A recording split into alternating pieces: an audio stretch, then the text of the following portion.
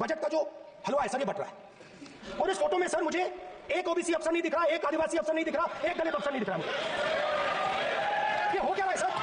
Sir देश का हलवा but रहा है सर, और इसमें 73% का है ही नहीं सर। ये आप लोग हलवा खा रहे हो और बाकी देश को हलवा मिल ही नहीं रहा है। ठीक है सर, 20 अफसरों ने बजट को तैयार किया, हमने पता लगाया। 20 अफसर, शांत हो जाइए प्लीज सर। 20 अफसरों ने, उनके नाम मेरे पास है, अगर आप नाम चाहते मैं दे दूंगा। 20 अफसरों ने हिंदुस्तान का बजट तैयार किया है।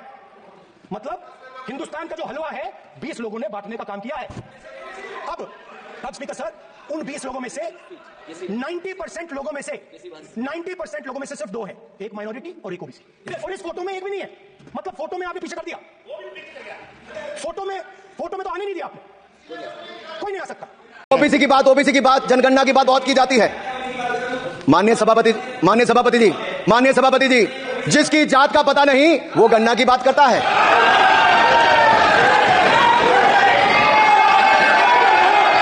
जिसकी जात का पता नहीं वो गणना की बात करता है।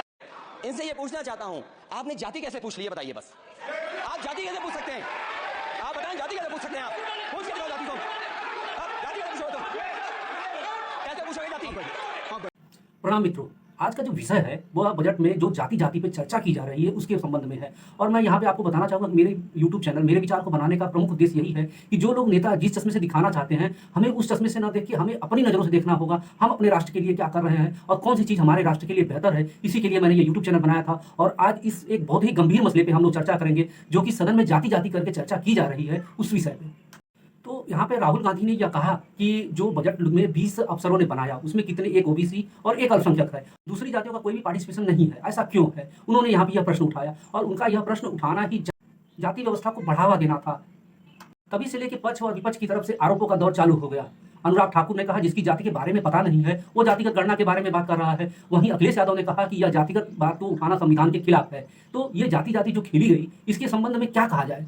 राहुल गांधी देश का ख्याल न करते हुए जातिगत विभाजनकारी नीति अपना रहे हैं। वहीं पर अनुराग ठाकुर ने जिसको राहुल गांधी को जो संकेत करके जो चीजें बोली हुई हैं वह उचित नहीं मानी जा सकती है। और रही बात अखिलेश यादव की, जो कि कहते हैं कि जातिगत संवैधानिक नहीं है, तो वह व्यक्ति बात कर रहा है जो कि जाति के नाम पर ही जीत के आता है। अगर उसके नाम से अगर जाति हटा दी जाए तो उसे एक सीट भी मिलना मुश्किल है। और वह विकास के बारे में कोई बात न करके वह जातिगत की ओर बातें की जाती हैं, तो यह भी बहुत ही विनाशकारी है।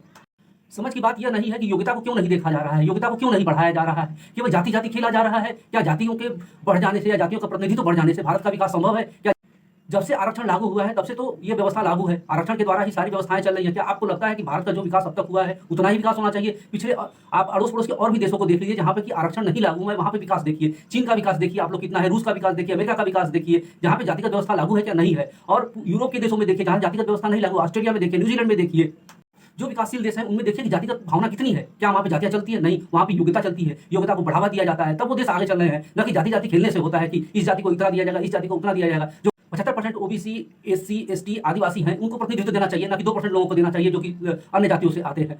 बात जाति की नहीं है, बात योग्यता बढ़ाने की है। आप योग्यता बढ़ाइए ना। कांग्रेस के अंतर्गत आने वाले कर्नाटक, तेलंगाना और हिमाचल प्रदेश में जिसमें आपकी राजद चल रही है, वहाँ पे आप अपनी योग्यता बढ़ाइए ना, वहाँ के लोगों की योग्यता बढ़ाइए। आप कितना प्रतिनिधित्व दे रहे हैं ये भी तो आप देखिए। कि केवल ये बात करते हैं कि फलानी जाति को इतना देना चाहिए, फलानी जाति को इतना देना चाहिए, यह विभाजनकारी नीति है। यह भारत को गर्त में लेके जा सकती है। और राहुल गांधी ने जो चक्रव्यूह के बारे में बात की कि यह कमल एक चक्रव्यूह की तरह है और 6 से 7 लोगों द्वारा चलाया जा रहा है, तो आपको ऐसा क्यों लगता है कि 6 से 7 लोग चला रहे हैं? इसको 140 करोड़ के लोगों का प्रतिनिधित्व है। आपकी कुछ मांगे तो बहुत ही बढ़िया है, जैसे पेपर लीक की मांगे हैं, किसानों को एमएसपी देने की मांगे हैं, और अग्निवीर योजना है। अग्निवीर योजना जो कि बहुत ही घातक साबित हो रही है बीजेपी के लिए। बीजेपी अगर इसमें सुधार नहीं करती है तो ये बहुत ही घातक होगा। किसानों को एमएसपी दिया जाना बहुत ज़्यादा जरूरी है, क्योंकि किसानों की हालत अच्छी नहीं है। इन सब बातों पर चर्चा की जा सकती है, ना कि जाति पे चर्चा की जा सकती। कोई किसी की जाति पे अंकित करके, या कोई कहता है कि जाति असंवैधानिक है जो कि खुद जाति पे लड़ता है, तो ये भी तो अच्छी बात नहीं है। और जिस प्रकार से सदन चल रहा है, सदन में मर्यादा का उल्लंघन किया जा रहा है, और जो सदन के अध्यक्ष हैं केवल बैठो उठो चुप रहो यही बातें हो रही हैं, तो सदन में अनुशासन रखने की आवश्यकता है। सदन सही तरीके से चले उसके लिए अनुशासन की आवश्यकता है। अनुशासन रहेगा तो सदन चलेगा अच्छे से।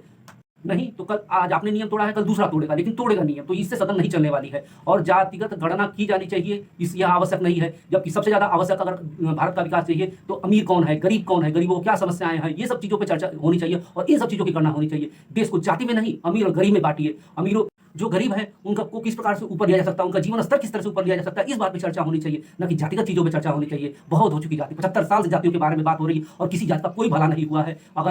अगर भला हुआ है तो केवल इन नेताओं का, जो कि सालों साल पीढ़ी दर पीढ़ी अपना शासन करते चले आ रहे हैं, लेकिन गरीब का कोई ख्याल नहीं कर रहा है। गरीब आज भी पिस रहा है, कल भी पिसेगा, ऐसा लग रहा है। तो लोग ये सोचते हैं कि वो जाति का समर्थन करके भारत का विकास कर पाएंगे, अपना विकास कर पाएंगे, तो ऐसा संभव नहीं है। जब देश का विकास होगा तभी आपका विकास होगा। अगर आप सभी मेरे विचारों से सहमत हैं तो कृपया मेरे चैनल को लाइक, सब्सक्राइब और शेयर अवश्य करें, क्योंकि यह एक विचारों की क्रांति है और विचारों की क्रांति में आइए आप हमारा साथ दीजिए। धन्यवाद।